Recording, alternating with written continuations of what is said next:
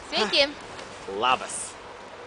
Kol mūsų snowboardas ilsisi, mes norim perduoti linkėjimus tiems, kurie yra toli nuo mūsų. Kurie lygiai taip pat dabar sėdi ant sniego, džiovinasi sušlapusius rūbus ir ilsina pavargusias kojas. Lygiai taip pat darome ir mes su Raimonda. Geriam šiltą arbatą ir siunčiam linkėjimus kolegoms, Tomui, Dimai ir visai linksmai kompanijai. Kurie šiuo metu yra Austrijoje ir slidinėja. Ir mes jiems šiek tiek pavydim. Bet tik šiek tiek, nes turime savo snowboardą ir turim savo kalną.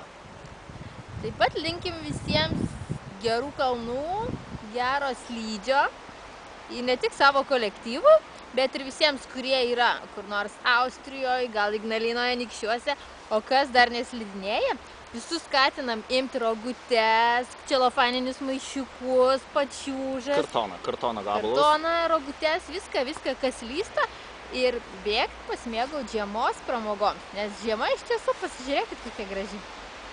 Ir nepamirškite, kad iki pavasario liko kiek mažiau negu 25 dienos. Tad spėkite dar pasidžiaugti šiuo malonumu.